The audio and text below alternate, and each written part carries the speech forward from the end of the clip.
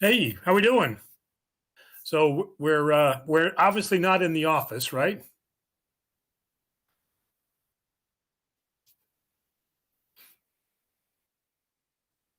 Yeah, still hear you. Hi, there we go. There we go. So yes, unfortunately, there's a bad snowstorm outside. Yeah, right. It was the worst situation. It was raining all night, and then everything froze over, and then we got what? They're saying we're gonna have like a foot of snow. Well, exactly, and it's supposed to, and at least from where I am, it hasn't stopped snowing for several hours now. Well, it's gonna be a fun weekend if you're into skiing. Although once again, I'm more concerned about the ice underneath. underneath. Oh yeah, right. But anyway, we have a lot of questions today. We had some leftover questions from last week. Considering the situation we're in, we'll tackle those when we get back into the office. But for tonight, do you want to start with any special blessing for snow travel? For snow travel, I don't. I mean, the Orthodox have a prayer for everything.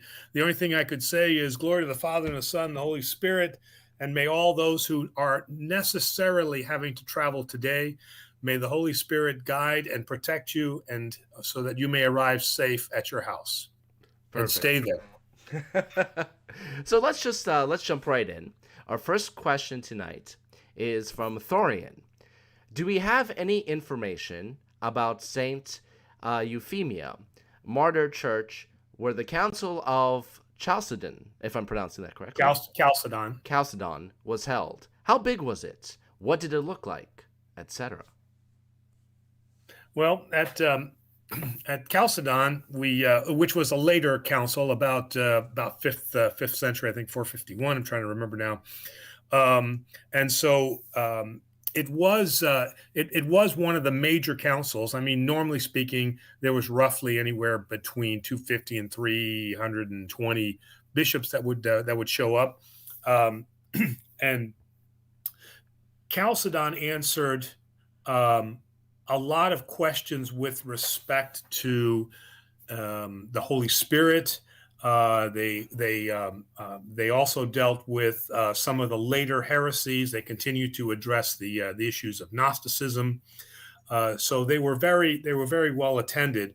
But the point of the point of Chalcedon was more for some of the more advanced theological issues that the church was having regarding, let's say, the natures of Christ. And I misspoke last week because I looked it up. And yes, in fact, at Chalcedon, one of the things was established was that Christ did have, in fact, two wills, because the decision was that if Christ did not have a human will, then he could not be truly human. But but the will is totally aligned and is obedient to the will of the Father, so that they're aligned. And where we can see this demonstration of these two wills is in the Garden of Gethsemane, where we see Jesus saying from his human will, Lord, if this cup can pass from me, but then we see his divine will, and we see the linking that the human will does not act in opposition, and he says, but let it be according to your will. So although he has two wills, his the two wills cannot operate in opposition to one another, and that's what can get confusing. Is does he have two wills? Does he have only one will? So, and we see that very well brought out in the council. The statement is in the Council of Chalcedon, and the church fathers, among who is Saint John of Damascus, then outlines that for us. So that's some of the things for Council of Chalcedon. Awesome. We have a question from Napoleon Bonaparte. What Hey, Napoleon, welcome again. what is the relationship between the 613 laws or the 613 laws of the Old Covenant and the New Covenant? So it can get tricky here, because as you said, you're absolutely right, that there are 613 commandments. Is it 613? 600? I'm just looking at my. Oh, think that's back at the church, It unfortunately. was a lot easier when you had a whole library behind you, right? Well, yes. When I had the library, that was much better. Hold up, if you can. Well, one second. Just I'm blanking out here just for a second. You just put something in front of the camera. I did. Oh. Just wanted to get something there. See, you can't stop me from getting a book.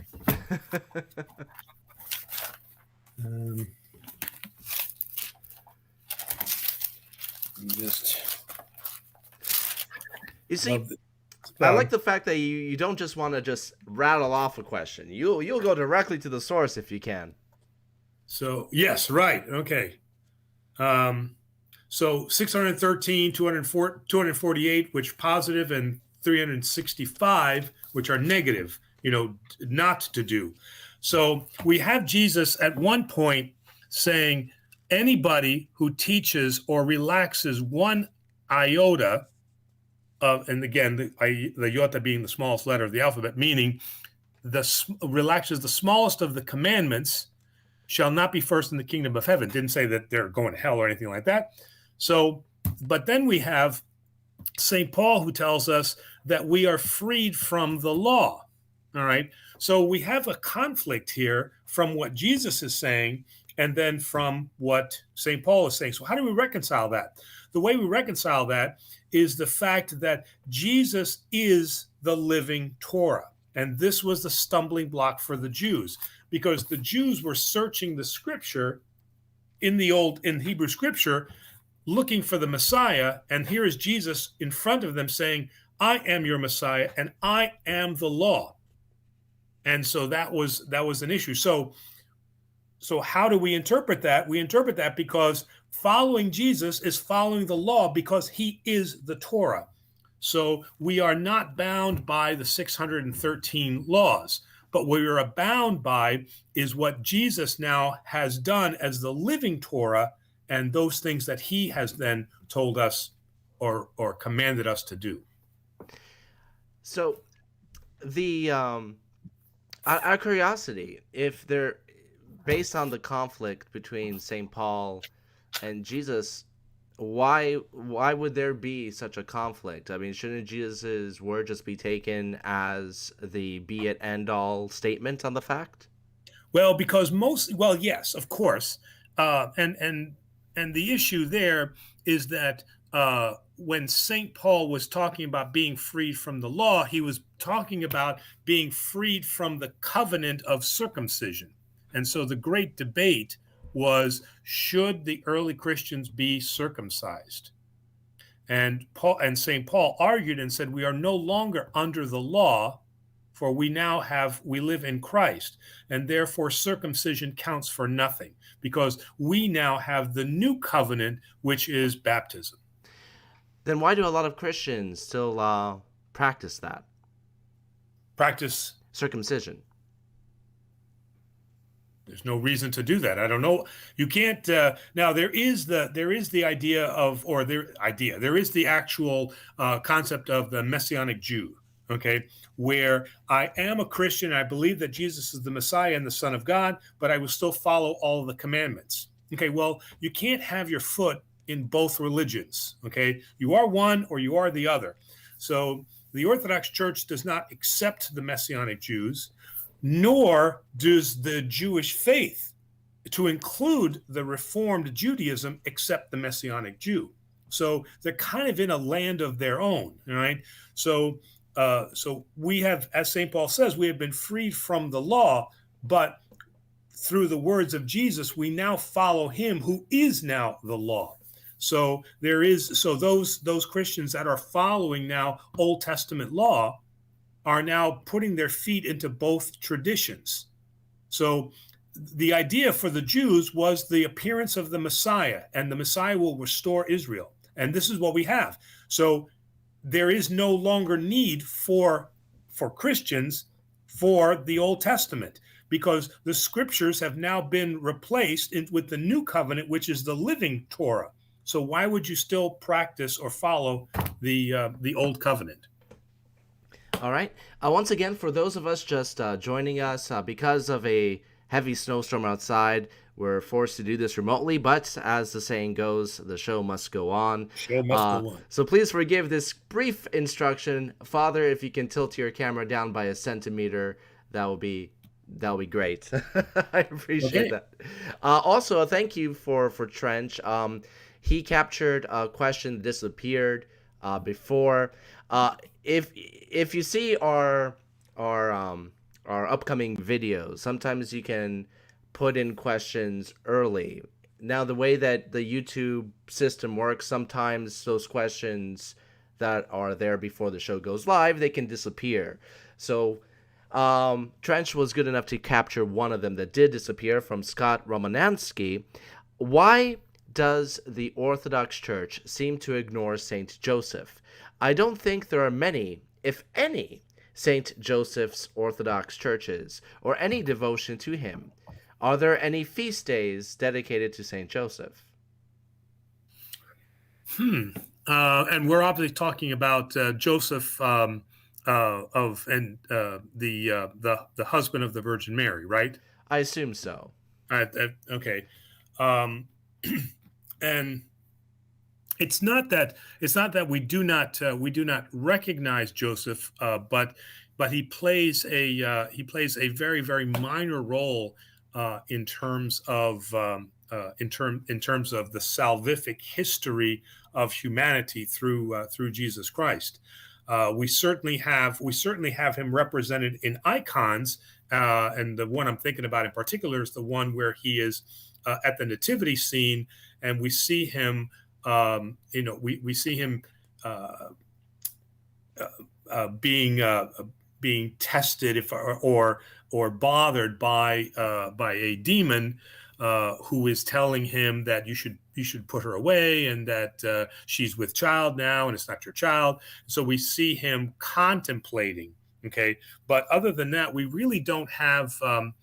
We don't really have any record of, let's say, him performing any miracles, other than the fact that it says that he had thought to put her away quietly, but he did not do that, and he stayed with her, and so in that role, he didn't abandon the Virgin Mary, and so he stayed with her and made sure that she had proper lodging and was taken care of. But other than that, we don't really have any miracles to attest to him, and he disappears fairly quickly from the story. That must have been a tough spot for Joseph to be in. Not only having your first son be the son of God, but to share custody with the creator of the universe. Just... Oh yeah, that's true. That's true. And then there's always the debate about did she remain ever virgin? But then we have and I'm trying to remember whether that was in Matthew or Mark, where we have and that he did not know her before. So the way it's written, it can indicate that she had children after, but it doesn't explicitly say that. So and that's your wife has given birth to the Son of God, and how do you top that, right? Yeah, we have a super chat from Tommy Williams. Welcome, Tommy. Thank you. Thanks, Tommy. Who has two statements. Real quick, I'll jump to the second one because it has to do with the question we just answered. He points out if it wasn't for Joseph, Mary and Jesus likely would have been slaughtered. So he did serve that role as a protector. Yes, absolutely, and that's why I'm saying he did serve that role to ensure her safety. With the census, he made sure that he listened to the angels that told them to get out when Herod was searching for the child. So yes, he did keep her safe. Even after Jesus was born, correct. Now, the super chat question is, even before the Great Schism, was East and West different, theologically speaking? Oh, absolutely. And we had many difficulties even before the schism. So the schism only became an event because of the Ottoman occupation, but we had many issues that we were dealing with, and one of the distinct differences between the East and the West is our mystical approach to theology, a more apophatic theology. And by that, I mean that the Holy Fathers seem to talk more about what God is not, whereas the West talks more in a cataphatic language, which is more of what God is. So, and with that, then there is in the East the tendency to be very comfortable with mystical theology. Now, that's not magical theology. Mystical theology means that we know that there is a certain point at which faith must take over, and where reason cannot help us. In the West, there is the tendency to want to be able to use reason to be able to explain now these divine mysteries. That was present from the beginning as the two churches developed. And so that continued all the way through, even beyond the schism, and it presents difficulties even on today. So yes, there were definitely differences, and that was the major difference, was the approach to knowing God. And for the Eastern Church, it was more about describing God in what he is not, uncircumscribed, unknowing, uncreated, invisible. And in the West, we have a more cataphatic, where we talk about what God is. All right, I'm going to jump around a bit. I'm going to start with a statement and then lead to a question. So we have a statement from Napoleon, who says, "To be honest, I trust Father Maggos because he draws on scripture constantly and quotes the fathers. I have enough sense to recognize which priests are reliable and which ones are." This Father Maggos sounds like a decent guy. Well, so hey, I thank you very much for the compliment, and part of that, and again, and by no way am I a theologian by any count. We've got a theologian who's coming to visit us, and Dr. Constantino, is going to do a great job for us. But I just had encountered through my, and let's call it my civilian life, not being a priest, that sometimes priests would just say stuff, and then I'd ask them, "Well, where did you get that from?" And say, "Well, that's what we believe." Well, that's not certainly was not enough for me, and certainly we need to be able to draw on references of where we're getting something. It doesn't mean you have to agree with it, but we have to show what is the source of the answers that we give. So the question that's leading to is a question from Trench, who says, "I find it good Father Maggos answers questions, unlike other priests online, that block so many people that ask simple questions. Why do so many priests run away and block and attack so many followers?" Well, well, one, it's, and then Demos will attest to this. I mean, when you are called upon to answer live, I mean, you have to be on your game, right? And my background of 25, almost 30 years of public presenting and specifically being a speaker on.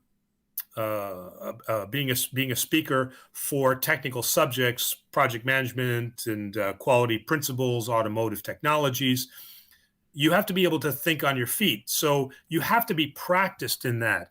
And I think that with some priests, I think that they can get nervous by having a public audience, and that's not their comfort zone, and there is a fear that they're going to say something that is incorrect. And look, I I have several times said things that are incorrect. On the last show, the caller mentioned two wills, and I said, no, I think it's one will. And we had to go back, and I had to correct myself. No, it is two wills, and here's where it came from, Council of Chalcedon. So you have to be able to know that you're going to make mistakes. So I don't think that it's anything that is a mark against the priest, but I do feel that it's much more of caution, that they are very nervous about being able to generate answers on the spot, being comfortable with those answers, and then being comfortable that there is the high likelihood that they're going to say something or make a mistake, and feel bad that they said that. And I don't have that problem. Well, I mean, it's a very nature of being genuine. I would rather watch an individual who can admit when they're wrong, and even say, I don't know, I'll get back to you, as opposed to somebody that's going to BS and then defend that just so they can be right. Yeah, well, exactly. Right.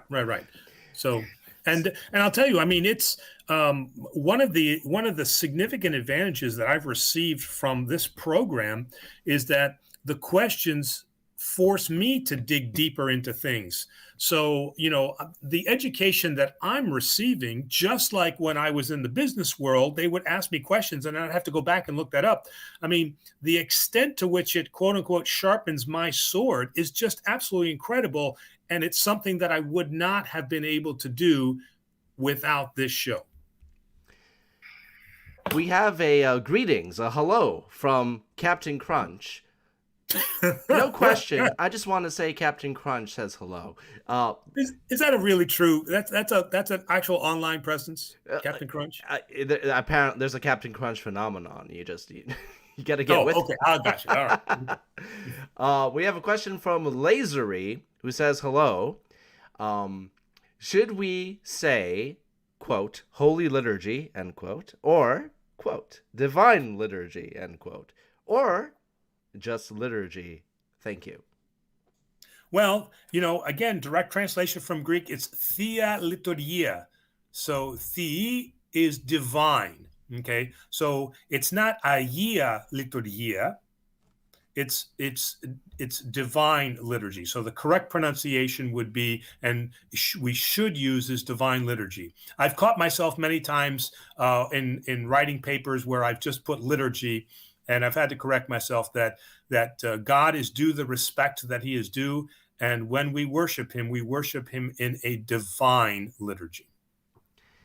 We have a question from Aaron, who also says hello. Aaron, hi. My first question is, are the vestments of the bishop modeled after the garments of the Byzantine emperors? There was so yes, there is some connection there with because again, vestments originally started out very, very plain, and so there was some modeling that was done based on, not copied from, but based on the emperors, and that it became more of an imperial idea or an imperial fashion, or to follow that imperial fashion, because of the fact that we are, when we celebrate the divine liturgy, then we are putting on our best, quote unquote, for this divine liturgy. All right. We have a question from Napoleon. Is it a sin to dress as the opposite gender, not to resemble them like drag, but for comedic effect, like Tyler Perry? Yeah, I mean, and it really goes back to, and everything in Orthodoxy goes back to image and likeness. I mean, not everything, obviously, but when we think about our humanity, everything goes back to image and likeness. And what we are never allowed to do is we are never allowed to any way denigrate than image and likeness. And so in that sense, if the point of what we are doing is a denigration, and certainly in the realm of transgenderism, that is not denigration, because that is let's say, we can argue that is a true feeling that they have. They're not dressing in the opposite sex to make fun of, but they identify with that. So we don't see that as degradation. But and Halloween can be a little tricky there, all right? Because again, if we're dressing up in a French maid's outfit, we could be could be taken or misread that we are denigrating or creating the idea that the woman is then just an object and not her humanity. Now, and you can help me out here, Demos. So when we talk about Tyler Perry, he's a comedian. He who dresses up as different characters. One of the most famous being an older lady. Okay, yeah. It's used for commentary and gags and so forth. Yeah, and we don't, right, and in that sense, we're not denigrating. We're not denigrating that, a womanhood or anything like that. But it's just there is a comedic effect. I mean, didn't Soupy Sales do that, for Pete's sake? Well, there are a lot of instances throughout history, even Milton mythology. Berle, I mean, yeah, there are a lot of examples through history, even mythology, where characters have taken upon a different sex for different reasons or different races. I mean, you can even extend this to a famous study in the book Black Like Me, where a reporter put on makeup so they can look like they were black, so they can see how it was really like to walk in those shoes. I think that it might even connect to a form of understanding. You really don't know who somebody else is unless you walk in their shoes. Not that I'm suggesting people walk in high heels. That just looks too painful. But regardless, when it comes to entertainment, when it comes to performance, the costume adds a different level, especially of understanding, or in Tyler Perry's case, his own commentary. Right, and as long as that commentary is not denigrating to what he is, whether he's commenting to maleness or femaleness, as long as it's not derogatory or denigrating, then the church generally does not have an issue with that. The idea of being able to walk in somebody else's shoes, I think that might be a little bit more difficult. Dress, putting on blackface so that I can understand what it's like to be black. I don't know if I agree with that. This was during the civil rights movement. Oh, yeah, right. Put it in perspective. And yes, and I'm just making the commentary that wearing something does not give you the understanding of what it means to be that. 1 week's of experience versus a lifetime. Yes, that's a very good point. We have a question from Torian, specifically about the roles of priests, deacons, bishops, etc. The question is, what are you exactly, Father? Are you a priest, bishop, deacon? These titles are very confusing to me. And why are there so many priest-looking people in liturgies? People that wear the black robes and so forth. So maybe we should explain that. Well, let's start off. Okay, so that's a good topic for a Sunday school in the future, FYI. No, okay, all right. Didn't think about that. That's where Demos is helpful, because to me, I don't even think about these things, but he brings out some good points. So the answer to the first question is that I am a priest. There are only 3 ranks of clergy, whether it's the Catholic Church or the Orthodox Church. There's only 3 ranks. Those ranks are deacon, priest, bishop. Everything else is title only. Archimandrite, archdeacon, archpriest, metropolitan. Those are all titles. There are only three clerical ranks. All right. The bishop will always be identified because he wears around his neck what is called an agolpion. An agolpion will typically not be a cross, but it will be more round in nature and kind of in an icon, oval in nature, and then have this an icon. Usually, it's the Virgin Mary or obviously Christ, something like that. The priest, if he's a senior priest, will typically wear a cross around his neck.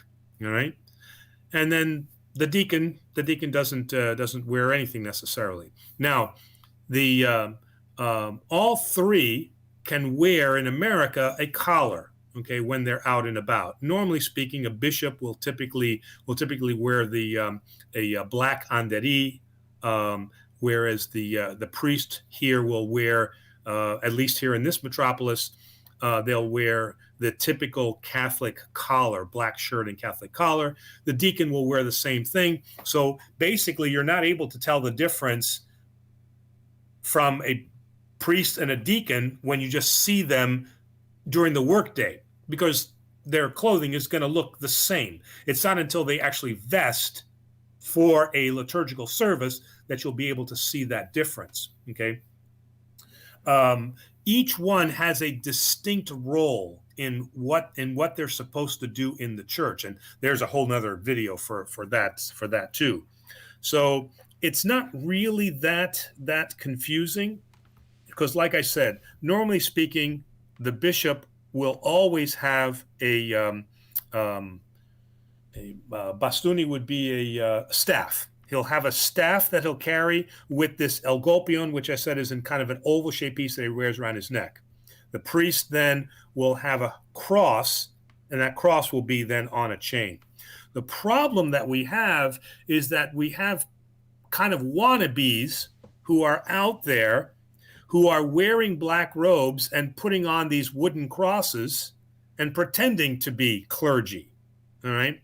And so we have to be very careful with that in terms of who we're when we contact, to make sure that we ask, okay, excuse me, Father, and then they should say no, I'm a and then my question would be, why are you dressing like that? All right. If you're not clergy, then you shouldn't be dressing as clergy, nor giving the impression that you're clergy. So sometimes these are done for overly pious reasons. Some, like I said, are just wannabes. So now, chanters will also wear a robe during a liturgical service, but if you look closely, the coloring on the collar and the sleeves is a different color, purple, red, something like that. So that's how you can tell the chanter, because their robes on the collars and the sleeves will have a different coloring if they're wearing the right. Is that a requirement? Because at our church, the chanters never wear anything. They all, if you're at the chant stand, you should be wearing the robes. So I just got to be a little more forceful on that. That's all. Well, real quick, because I don't know why he doesn't wear a robe. Real quick, because I don't want to. I know that we can, just by talking about the different roles, we can talk the rest of the episode. But just the second part of this question, as to why there are so many priest-looking people in the liturgies, in this case, the priest and all the deacons. Why do you need so many helpers? Well, I mean, the answer is you really don't need a lot of helpers. Okay, so the priest, okay, normally speaking, the priest does not have to have a deacon to conduct a liturgy. Okay, the liturgy is the Divine Liturgy of St. John Chrysostom is written for a deacon and a priest, because there's a dialogue between the two of them. All right, but a priest normally in the Greek Archdiocese does not have a deacon. In the Antiochian and the OCA Church, they almost always have deacons. All right, so a deacon is not necessary to conduct or to celebrate the liturgy. Now, the priest can have an acolyte. An acolyte would be somebody that would be wearing, again, a black robe, okay? But the way that you know the difference is that the robe that they wear, the sleeves will be closer, like this. The sleeve will be closer to the to the arm, whereas the priest's andiri has these very long and open sleeves. I don't know, Demos, how you want to explain that, but the ones that hang down, the big wide sleeves. Well, they're definitely bigger and more ornate. And more ornate. And an acolyte will not wear those, okay? So the acolyte is there to make sure that the censer is prepared properly, to make sure that that the candles are lit appropriately, to make sure that the altar servers are positioned where they're supposed to be positioned, make sure the bread is cut up. So all of those tasks that need to be performed during the liturgy to spare the priest from being able sparing the priest from doing those so that he can focus on prayers, the acolyte is necessary. And then the chanters are there because, again, they are part of that conversation that happens in liturgy. And so they're there to sing the hymns in response to what the priest then has said. Plus, you don't want to be up there by yourself and drop the censer. I mean, that... Yeah, or having to get the censer. But for a liturgy, basically what you need is you need at least one acolyte, and then you need a chanter or a choir, and that's it. That's all you really need. All right. We have a comment from the Fremd Dinge guy in regards to this question. Chanters in my Antiochian church never wear robes unless they're a tonsured reader. The good point. That's a very good point. Very good point. Typically, you are not allowed to wear that robe until the bishop has come and offered you hierothesia. So we have hierotonia, which is the ordination, the laying on of hands. We have hierothesia, which is a tonsuring, which is basically putting you into the position of reader, chanter, acolyte. All right, so that's a good point to bring out, is that typically you would not wear those until you are officially tonsured into that position by the bishop. And real quick, we have a super chat from Diane. No question, but thank you very much, Diane. I wanted to do a show and tell tonight. I'll have to save that for next week, but Father? Oh yeah, and we want to extend a thank you. Because we received, she and Ted were very sorry, late said the name there, but they were very generous to our diaper drive, and they mailed in several boxes of diapers and this beautiful little baby backpack. So thank you very much for supporting our diaper drive. So we've had a good response to that. So Diane, thank you very much for that. I appreciate it. We appreciate that. Thank you very much. Oh, we do have a question, real quick. She asks, "Aren't 3 people enough for a liturgy?" Yeah, I guess you just said you. As long as you have, as long as it's you, the chanter, and an acolyte or deacon. Well, actually, I'd even go further than that. Okay, so it is typically liturgical practice, Orthodox practice, that there must be at least 3 people present for a liturgy to be conducted, and that comes from where 2 or 3 are gathered in my name, I am there among them. So it is a requirement that I cannot do a liturgy by myself. I have to have at least 2 other people there. The Fremdinge guy asks, what were church services like? Oh, we're going to do some time travel over the next 2 questions. All right. What were church services like in the 1st century? Tell us about your experiences there. Yes. In fact, I vividly remember those experiences. I was at that time I was a young man, so I can't remember all of them.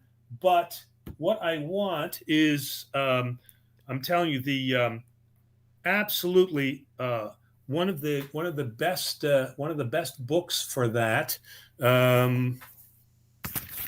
Covered up again. Hold up. You know what that means? I don't, but it's all right. Uh,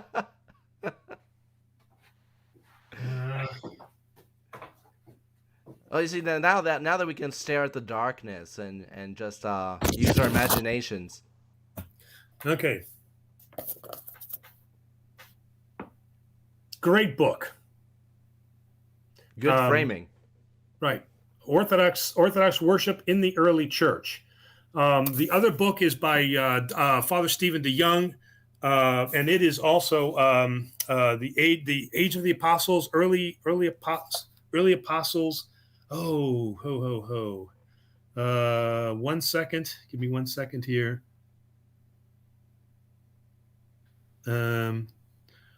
The Religion of the Apostles, Orthodox Christianity in the first century by Father Stephen DeYoung.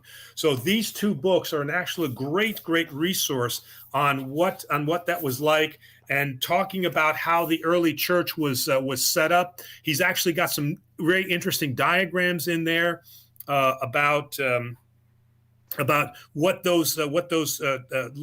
look like. So very briefly.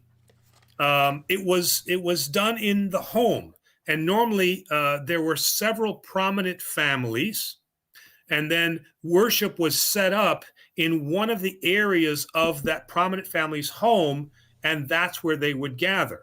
Now, during the times of the persecutions, they would also then hold their liturgical services in the catacombs, because again, they were being persecuted, and so they couldn't openly hold these services. So they would have it either at a home of a prominent individual, or they would actually have them on the in the catacombs.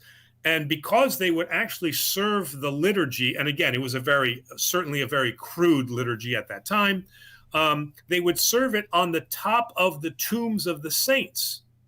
And so this is one of the ideas that we get about putting the saint's bone, or putting a relic of the saint, in our altar, so that we can recall the idea of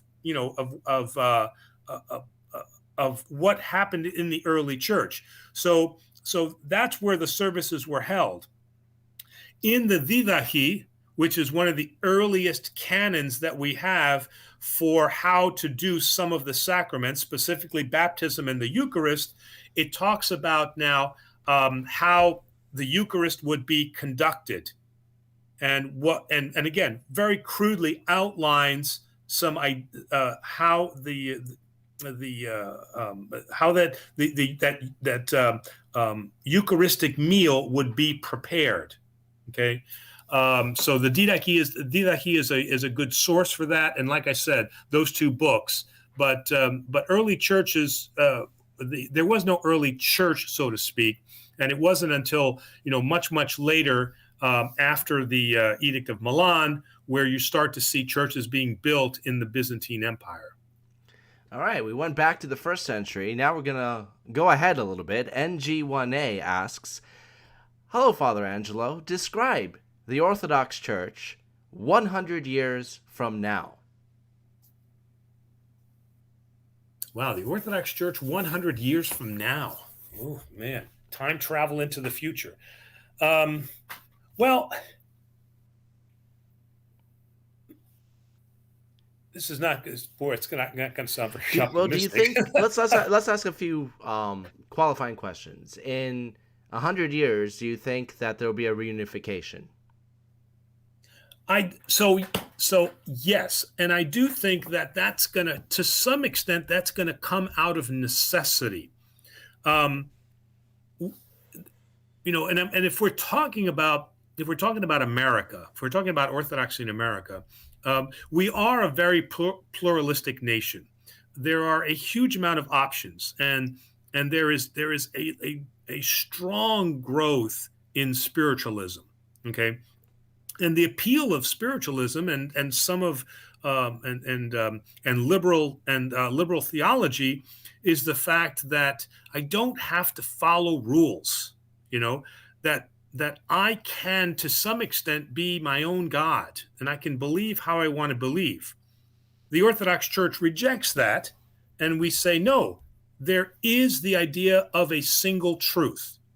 And that is not a very popular idea today. Today, the idea is it's my truth. And we can agree that our truths are not the same. So we're searching for truth. Okay, the Orthodox Church absolutely 100% rejects that. We know what the truth is. There's no more searching to be done. The truth is Jesus Christ. I am the way, the truth, the life. All right. So the message that we have to give is or can be unpopular. All right. Now, we are seeing, people that are coming to the Orthodox Church because they are rejecting this idea of an empty liberalism, meaning that I'm allowed to think whatever I want, and they're tired of being their own God. Okay, so what they're finding is that discipline, obedience, and humility are good virtues to have, and the Orthodox Church demands those from our parishioners.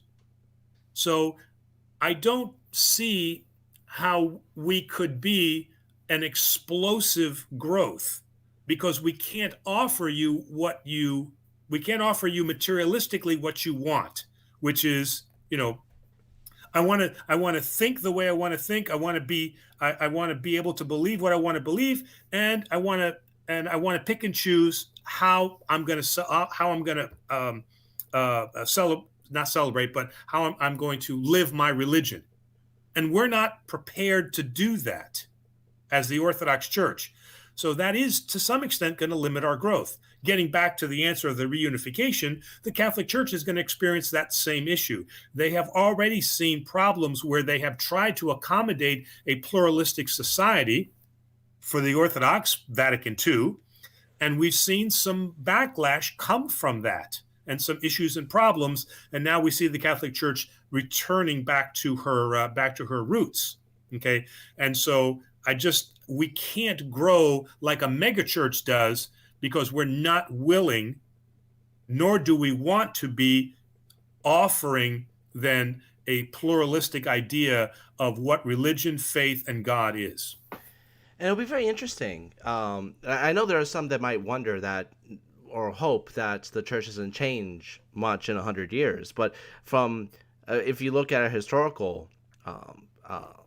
from a historical point of view, the church has changed quite a bit in just the last 100 years. And then you take into account technology. Heck, what we're doing right now, not so much a talk show, but the very essence of even live streaming a service, and the way that culture is moving to be much more, in a strange way, the culture seems to be becoming more isolated, but with many more social avenues available in a non-humanistic way via the internet and so forth, and the implementation of transhumanism. Everybody has a cell phone in their pocket. They can pull up the Bible in its entirety with essays and descriptions and video work and so forth. So in a sense, the positive thing about that is we're never far from the church anymore.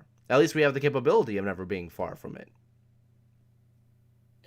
But early on, one of the commentators on our show brought up a very important and an excellent point. Is that plethora of information, right, is now unrestricted and unchecked.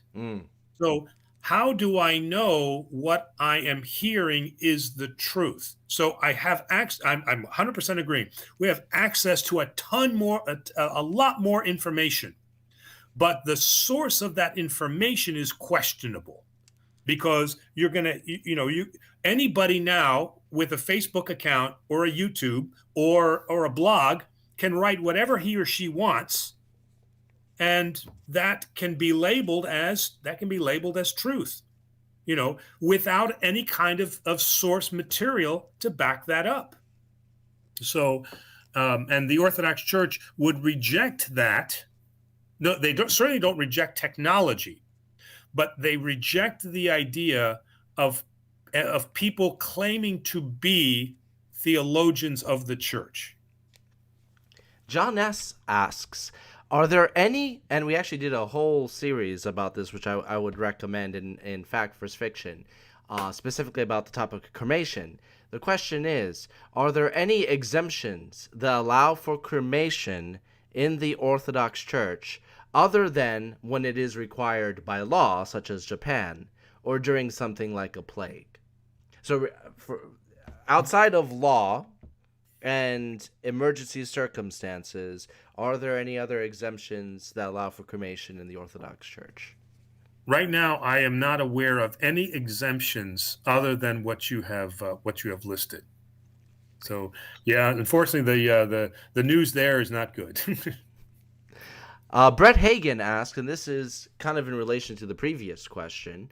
Oh, by the way, Brett, I hope that you got your Iconostasi starter kit. So if you chat in and let Demos know if you got that, I just want to make sure that arrived. So, but go ahead. Perfect. Will we ever be in communion with the Syriac Orthodox Church? Their different view of Christ is just semantic. If so, how long until the churches unite? And I definitely see that reconciliation coming fairly soon, because again, the different Orthodox churches are really seeing this as a matter of semantics. Again, the Monophysite controversy is still difficult, because again, we don't want to take away Christ's humanity. All right, but in terms of his natures, of having two natures. But in dialogues that I am seeing now, the attitude seems to be that we are saying somewhat of the same thing, but we have to make sure that the language is clear on both sides. So I do see a recommunion, what is that the word? Reconciliation. Yeah. A reconciliation between the two churches, probably before we're going to see a reconciliation with the Catholic Church, but there has been some significant progress, and the chatter is right, is that it's really about making sure that we are speaking the same language, and language, I mean theological language. Which kind of leads us to the next question as well, for Marsha Magic. Will the Orthodox join with the Catholics? Now, you just went 100 years into the future. What did you see? So, and already it's a question of semantics. The Orthodox Church will say that the Catholic Church needs to return to her roots, which is the Orthodox Church. The Catholic Church will say that the Orthodox Church needs to return to her roots, which is the Catholic Church. So we already have a semantic issue here of who's returning to who. So we have to first get away from that language. The major stumbling block, as I've mentioned, is the title of Pope. And we know that the title of Pope is a fairly recent innovation, meaning that it doesn't have a long history from the period of the time of the inception of the church on earth. Okay. And we want to first see, we being the Orthodox Church, want to see an acknowledgement of the fact that the proper title for the Catholic Church is Patriarch of Rome, first among equals, and a recognition of that title and a release from the title of Pope of the Universal Church, because the Universal Church is the combination of the Orthodox and Catholic Church. Right. So we have to get through those two major stumbling blocks. The fact that we're not returning to them, they're not returning to us. We are mutually coming together again, and then the idea of returning to the proper title. And I think once those two stumbling blocks can be overcome, I think the rest of it will fall into place. Most of it already. The Filioque is not an issue anymore. Let me see. If they want to call it transubstantiation, okay, we're not going to get all bent out of shape about that.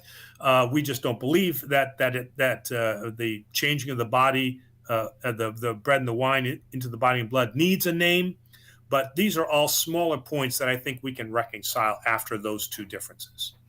So Tiris Dragos has a comment and a question. The first is, everything is true on the internet. To which I would add, especially when it's not. And that's Sammy for you, Mr. Sarcastic. I And love it. and the question is, why in liturgy are some prayers said quietly by the priest? And the part in the liturgy when the people kneel in silence, what is its purpose? And I'm very happy we're going to address the first one, because especially when we first started doing the live streams, people said, we can barely hear what the priest is saying. It sounds like he's whispering in the background. Now you can actually address it. So actually, in the beginning, the prayers were not said mystically. This is an innovation that came later. So everything was said aloud. Okay. Part of the reason why those prayers are said mystically, because if you look at the pronoun that is used there, it is the priest speaking on behalf of the assembled. So the words are not we. Anytime that the pronoun is an inclusive pronoun, we, the words are said out loud. When the pronouns are I, it is the priest speaking. So we don't say it out loud, because this is what he is saying now in his worship to God, in his component of worship during the liturgy. But it came to be a later innovation that certain things should be said mystically. This really started to come about once the iconostasi came into play, with the curtain, the separation of the altar area from the sanctuary, because again, in the early church, we didn't have an iconostasi, right? And that came later too.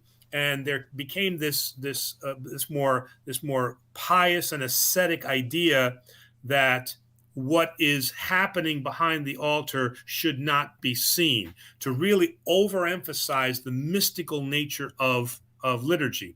But it was originally not that. All right.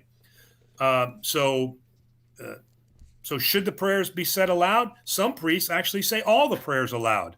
So there is starting to be I don't want to say a revolt. That's too harsh of a word. But there is a what's reassessment. What? Reassessment. There we go. A reassessment, and some priests are saying all of the words out loud. I've begun that process by saying the consecration words out loud. So in that sense, I've kind of become that process, because in a lot of very traditional Orthodox churches, you will hear that silently done behind the curtain, behind the iconostasi, and the people would not hear those words, and they wouldn't really see anything till the priest comes out with the cup. And the second question is, the part in the liturgy when the people kneel in silence, what is its purpose? Well, actually,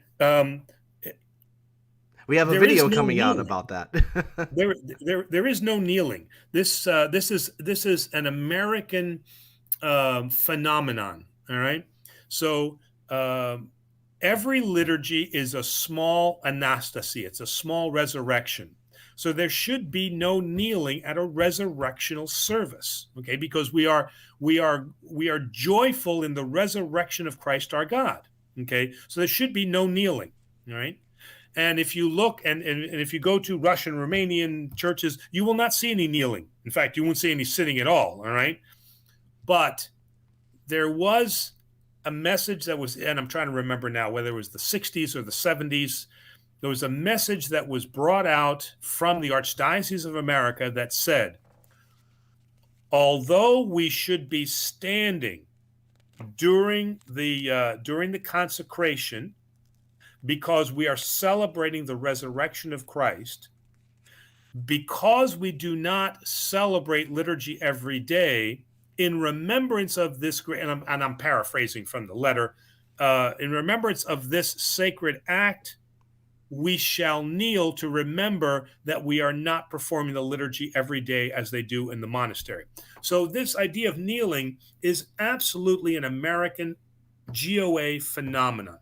that is not happening in Greece. It's not happening in Russia, Romania, or the Orthodox churches in America that are not GOA. So that is something that was published many, many years ago by the archdiocese, by the GOA archdiocese, for us to recall the salvific works of Jesus Christ, and for the fact that we are supposed to celebrate liturgy every day like they do in the monastery, but we don't. So you can argue back and forth whether you think that's right reasoning or not, but that's what it is. Owen Petard asks for a clarification. No kneeling, not even in the Pentecost service? Okay. Well, yeah. Well, but the Pentecost service typically is going to happen at the Vesper service. It's not happening on Sunday. You're supposed to say the kneeling prayers on the evening before, okay, so that you are ready now for the resurrection, for the next day. What a lot of priests do, and again, myself included, because we don't have a good showing on that Vesper service, I move the kneeling prayers to that Sunday, because, again, according to the words of Jesus Christ, man is not made for the Sabbath. Sabbath is made for man. So which is better? For me to do it with very few people when you're supposed to do it, or should I do the kneeling prayers when I have a large crowd and people can participate and hear these very beautiful words? So technically, the kneeling prayers should not be done in the context of liturgy. So actually, once again, for those joining us, we're doing this remotely today because there's a pretty bad snowstorm outside. Brett has an answer to your question about his starter kit. Unfortunately, he has not received it yet. What? But that's probably because they're having some really bad weather in Cincinnati. And from what I understand, I might be wrong, but from what I understand, Ohio got hit pretty bad. Oh man, that was like a week ago. So let us know, Brett. If you haven't received it by next week, drop either send us an email or drop a message in the chat, and we'll see what's going on with that. Yeah, and I'll get with UPS and kind of track that and find out what happened there. RSSTTK asks, I am having surgery again here soon. I will be having cadaver bones replace my vertebrates. Is that acceptable by the church? Sure, absolutely.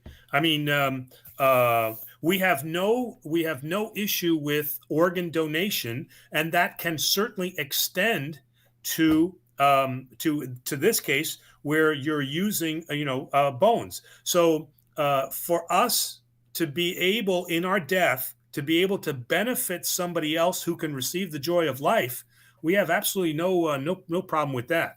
I mean, we certainly don't want you taking it from a living person. What if they're donating? Well, what was that? There was one comedy movie where he says, I'm not dead yet. I'm actually doing pretty good. Are you referring to Austin Powers, I assume? No, Life of Brian. Life of Brian. Oh yeah, of course.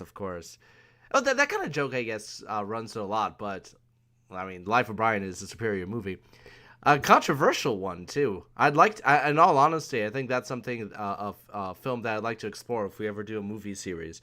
But either way, Trench has a question. If most issues in the world were solved, which would in turn make people sin less, would it take away the hard road challenge God gave?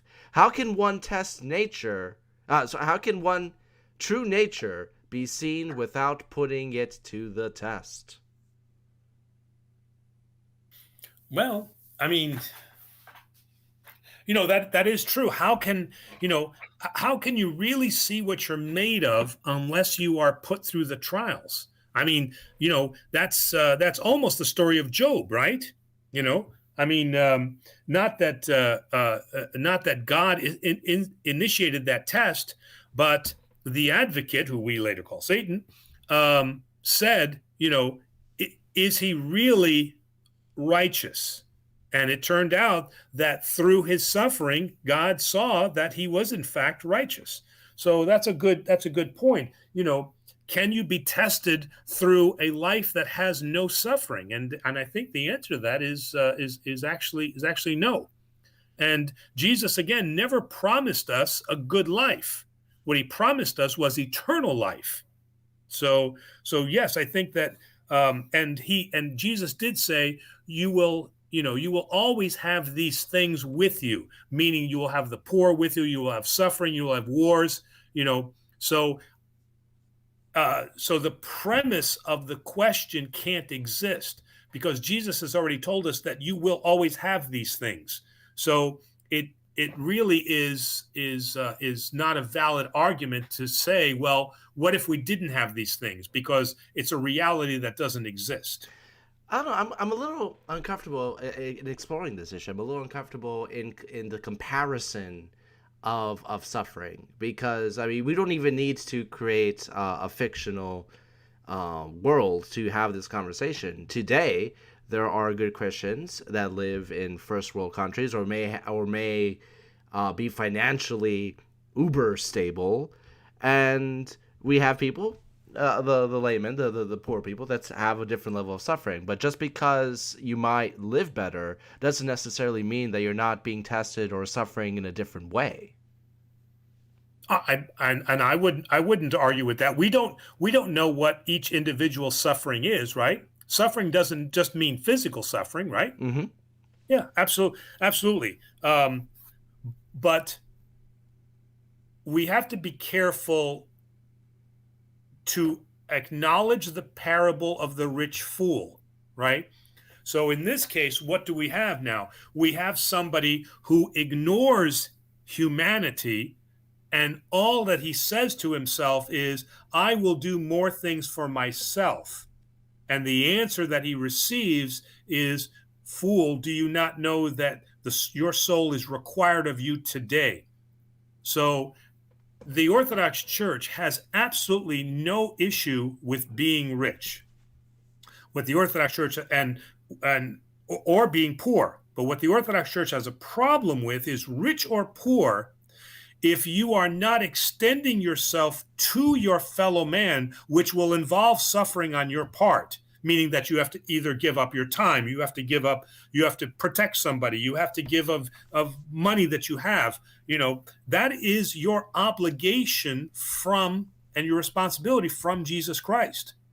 So to be rich is not a problem. To be rich and not do anything with your riches is clearly a problem. Napoleon asks, is religion philosophy, since it deals with morality and what is good and evil? In this case, would Christianity be considered as a philosophy? So, and the answer is no, because again, if we look at the base of, if we look at the word itself is Sophia, wisdom, and philo, to love. Okay, so a lover of wisdom. Okay, and clearly Christianity is not a lover of wisdom. In fact, this is now what St. Paul was saying when he says we are a stumbling block to the Jews, and we are fools to the Athenians, because the Athenians, the sophists, and the Stoics were searching for knowledge. They were lovers of wisdom. And what St. Paul was saying to them was, no, you're not supposed to love wisdom. You're supposed to love the living God, who is now Jesus Christ. And so in that sense, we are not philosophy. Now, did the Holy Fathers use the rhetoric and the principles of philosophy to help create language to explain complex Christological and theological points of Christianity? 100%. But Christianity is not philosophy, because we are not lovers of wisdom. We are lovers of the living God. And so there was always, within Greek philosophy, there was the searching for truth. And St. Paul himself said, truth is then Jesus Christ. There is no more searching. So in that sense, we are not philosophy. Do we share some of the same ideas in terms of morals, ethics, values? Yes, of course we do. But there is no belief system in philosophy other than wisdom. Yeah, that's really the when it comes down to it. As I was thinking, I'm like the question is the difference between practice and study, in a way. Yes, because it was always a thinking exercise, right? Thorian has some clarification to the very first question we had. Now, the clarification is he's actually asking about the church, not the council. The question being, do we have any information about Saint Euphemia, martyr church, where the council of Chalcedon was held? How big was the actual structure of the church? What did it look like? You just time traveled, man. I mean, I'm expecting you to be able to tell me details. That's right. And having been a first person witness to the apostles, I certainly should have. Wasn't that a Twilight Zone episode where he was perpetually like 30 years old, as a Roman soldier? I haven't seen that episode, but you bring up Twilight Zone so often that I think that for the necessity of being able to explain it to our viewers, I need to do a thorough study. Oh man. We can, if necessary, being that you don't have access to your full library, I can notate this question for next time. Yeah. Okay. Yeah. And where was the church? Well, specifics about the church. How big was it? What did it look like? Just basically general questions about the location. Yeah. Okay. All right. We can do a little bit of research on that. Sure. All right. Trench asks, what do you have to say about an icon saint that had a dog for a head called Saint Christopher? Also, so let's. Well, there's also, what about St. George saying a dragon? Isn't it an exaggeration, a lie, or is it literal? So let's start with Doghead, St. Christopher. Now, interestingly enough, St. John was actually depicted also with an animal head. So now it's not it's a heretical icon, but there is actually an icon of Saint John with a was it the head of the eagle for wisdom or something like that. I've got a picture of it. In medieval ages, there were drawings and paintings of Jesus as a knight with a helmet on, as well. There have been definitely different depictions. I wonder if that has to do with the culture at the time, or even further on.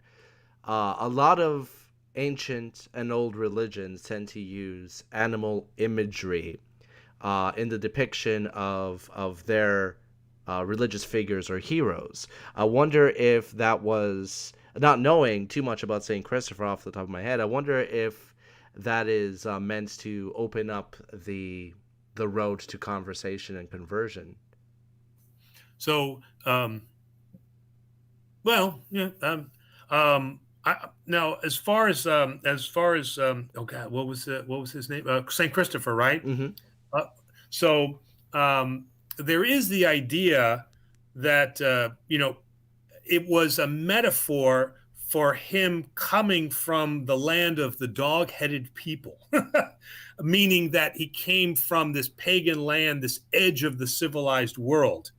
The iconographer who painted that certainly did not expect that people were going to take that in a literal sense.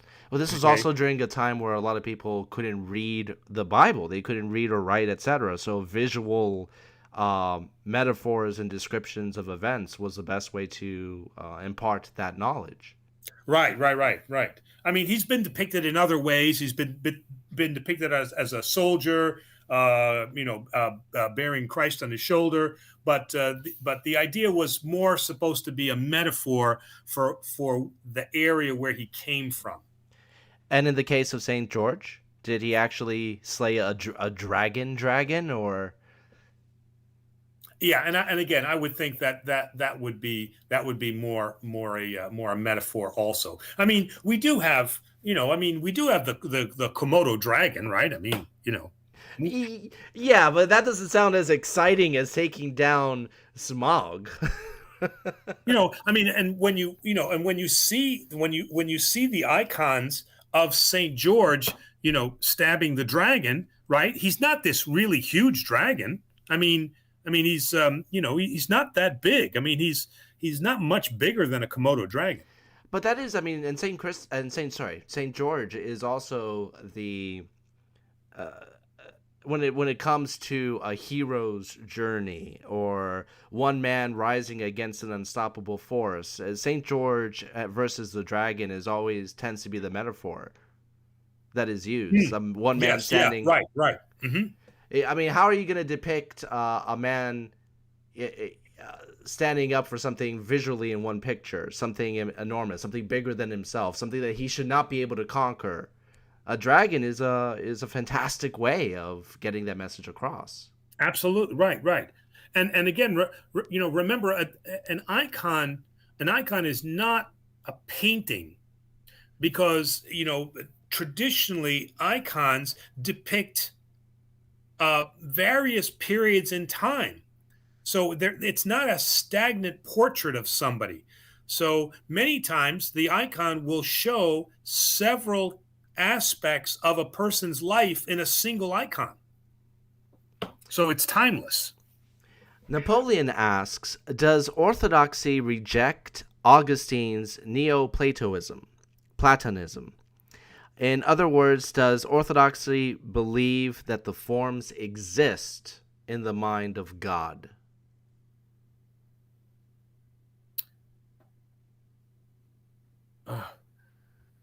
So now it's interesting because actually we have when we were talking about Marcion, we had one of the Neoplatonists actually was one of the first ones to decry the Marcion heresy, and he was a Neoplatonist. But when we talk about now specifically Augustine's and he said about the forms, right? Yes. I'll ask the question again. Does Orthodoxy reject Augustine's Neoplatonism? In other words, does Orthodoxy believe that the forms exist in the mind of God? Maybe it might be good for those that are not aware of what Platonism is, if you can describe that real quick.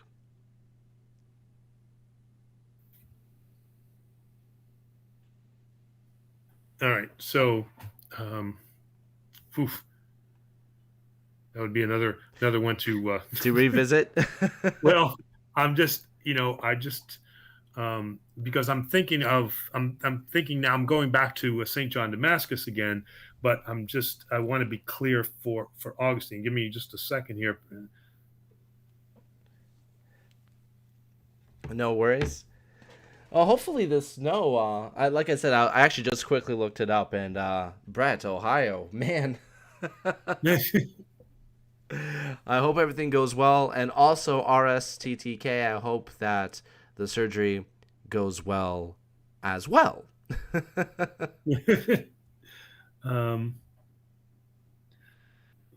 Because we know that early on, Augustine had a couple of heresies, and then all of a sudden he had a conversion.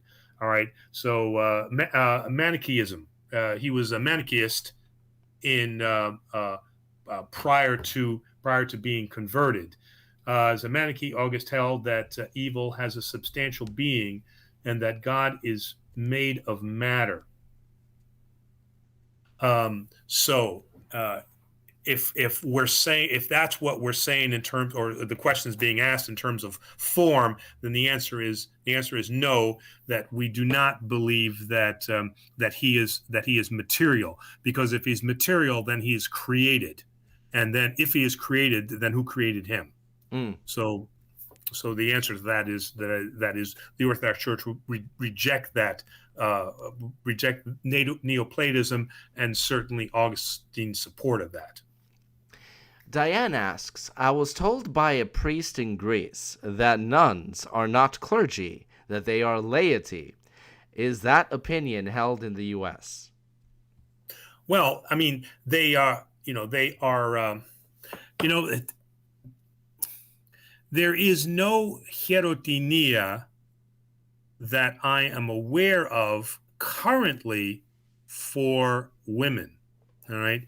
Again, in the ancient church, we did have a laying on of hands for female deacons, and we definitely have a tradition of that. But then that tradition is being revisited.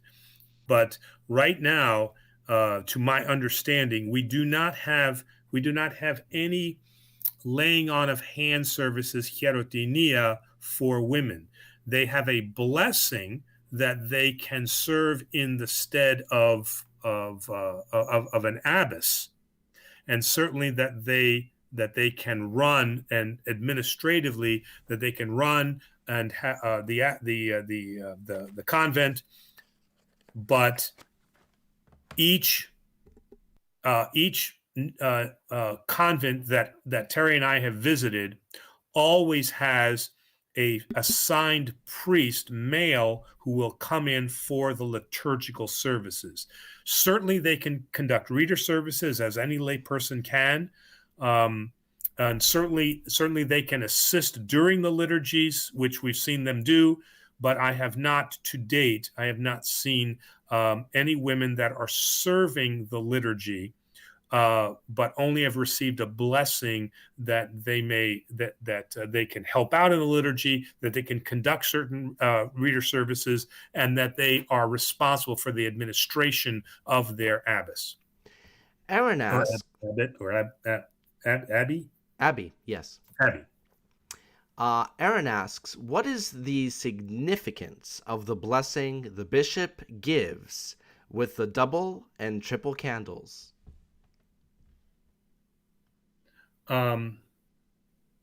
So the trikeri, which is just three candles, right? Trikeri is significant of the Holy Trinity, and the dikeri which is two candles, is symbolic of the two natures of Christ, right? So in that, him carrying that is, again, just symbolism representing that the bishop is the guardian of the truth. And so he is the one who represents Christ, not the priest. Okay. And so all those candles are doing, the dikeri and the trikeri, are reminding us of his position within the church, and then and from the position that we are a Trinitarian church through the trikeri, and that we understand Jesus Christ as having, we celebrate both his humanity on the cross, and we celebrate his divinity as the Son of God. All right, we're gonna address a couple more questions before we end for the evening. The first one brings us all the way back to St. Joseph. Torian made a comment to Tommy, and I wanted to explore this real quick. Torian says, Christ is God. No one could have slaughtered him. He doesn't need St. Joseph's protection. So when Christ was a baby, did he necessarily need St. Joseph's protection? Well, I mean, he physically needed somebody to transport him away so that he wouldn't be killed. Now, wasn't it part of God's plan? I mean, to have to grow up as a man and experience the human condition, Now, not everybody has the Yes, privilege of having an active mother and a father. That is true, but isn't that part of the human experience in a way? Having that authority figure, having that male and female presence. absolutely. Right, right. And again, St. Paul says, in every way except sin. And again, that goes back to our original argument about the one will versus the two wills. You can't be a human, right, without a human will. So we do see that. I mean, again, can we say that that Jesus did not need him in his divinity? You're right; he did not need Joseph, but in his humanity, he did need to be taken away physically, so that he would not be killed under Herod's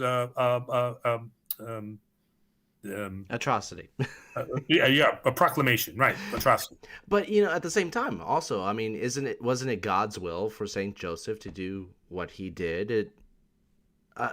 In general, it's, I mean, if Jesus was meant to sacrifice himself and so forth, then him being slaughtered as a baby wouldn't be, that they could never have been part of the plans. Saint Joseph, that was his role to play as the protector.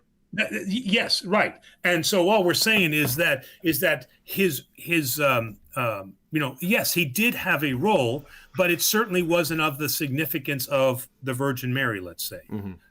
Nor do we acclaim any miracles to him as we would with some of the saints.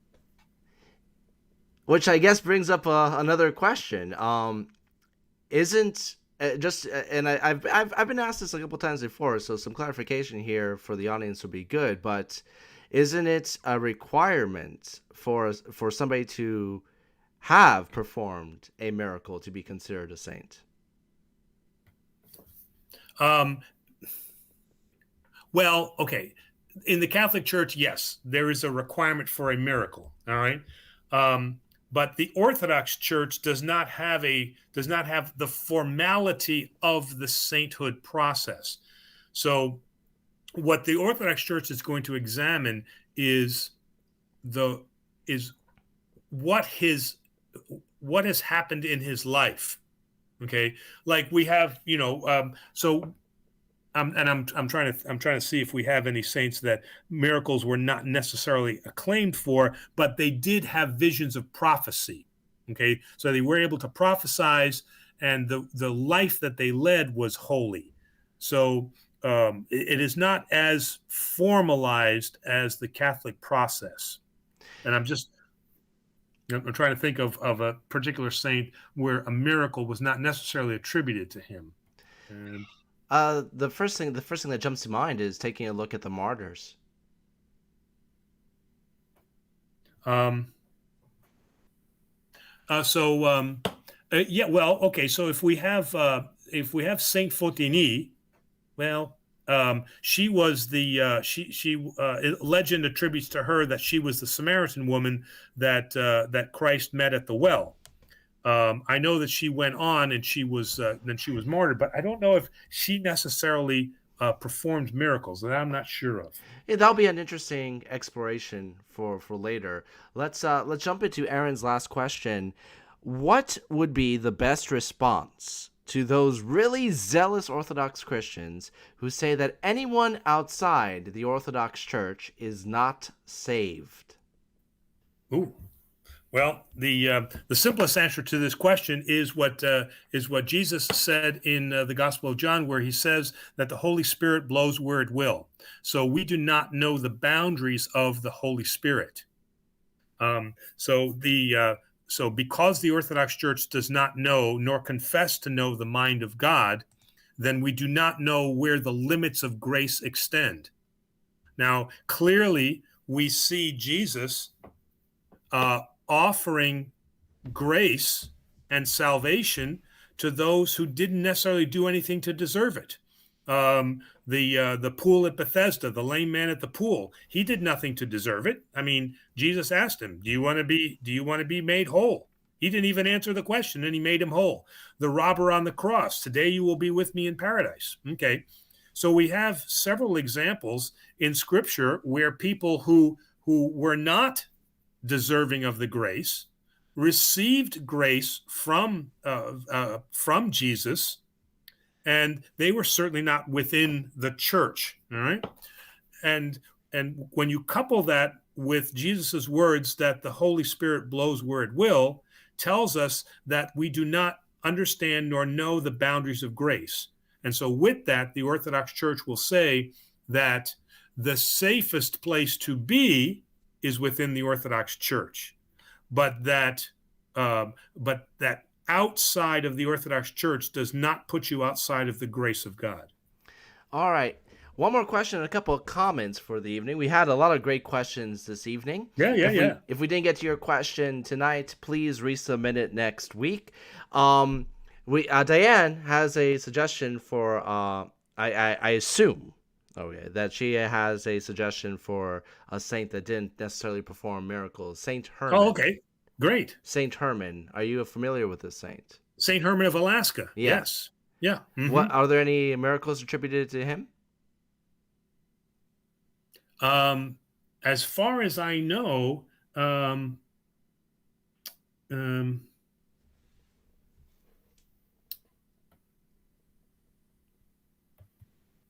up. I'm going to the Oracle. While you're looking that up, I'll read a comment from Costa V, who says that the lives of saints are fascinating. Yes, I agree. And I know what I'm about to say is a little farther into the future, but if any of you have been watching our virtual Sunday school videos, you know that this year we focus on the first 5 books of the Bible. Next year we're going to continue take a look at the rest of the Old Testament. But the last, we have a 5-year plan. In the last year, the 5th year, all the Sunday school videos are going to be for the most part, examining the lives of some particular saints. So we're looking forward to that. And speaking of saints, any word on Herman there, Father? Well, we have Saint Herman's prayers stopping a flood on Spruce Island in Alaska. So Saint Herman saved Alaska. But we have his prayers being efficacious. But any one of us, right, have the ability to pray. Okay.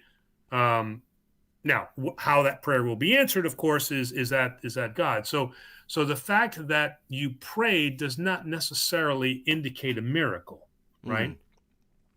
And you know what?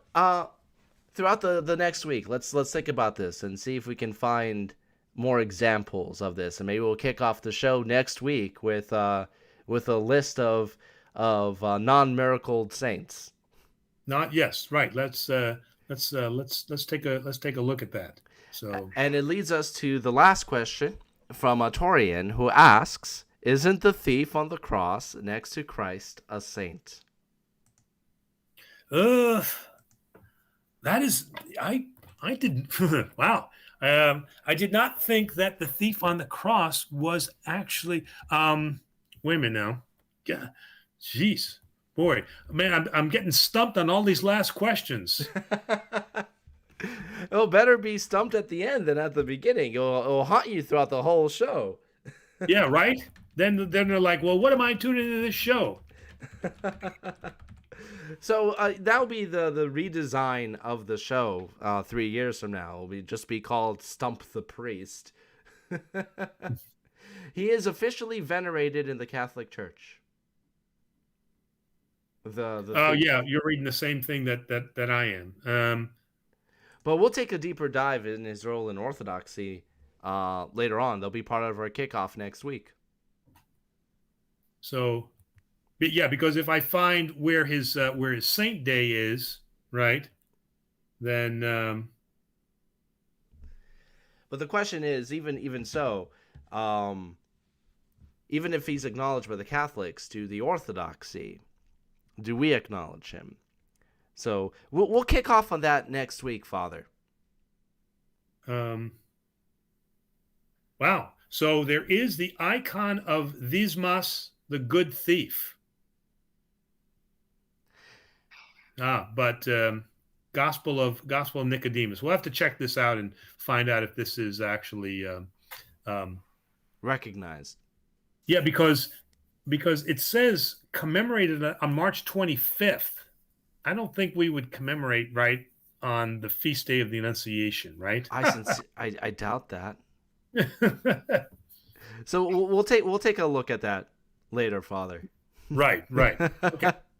Well, we have a last minute message from Diane, who says, "Be safe in the snow. Stay home if you don't have to drive." That's exactly what we're doing tonight. We are not driving. That's right. It's a good thing we have the ability to do this remotely. This is the one show that will always go on, unless the internet goes out. And I probably shouldn't say that right now because I'm stuck at home. What will we do without the internet? Yes, but you've got the like me, you've got the fantastic cooking of a good woman. You've got Dionysia there that is taking care of you. So, what more can one ask for? There you go. Right, I've already had a lovely dinner that Terry prepared. So go off and enjoy, and we're going to relax ourselves with something warm and a little spicy. All right. Well, thank you everybody for joining us tonight. We'll be back next week at 7 p.m. our regular time, and hopefully the snow will be cleared out by then. Right. So again, everybody stay warm. I know some of you are calling in from Florida, so please enjoy it there. I know it is getting a little bit of little cool there, but I look forward to seeing all of you then either at the Bible study on Tuesday, or we'll see you then again on Thursday. Thanks. Or Sunday. Or Sunday. Yeah, exactly. Don't forget Sunday. We're live streaming Sunday too. All right. Good night, everyone. Hey, night.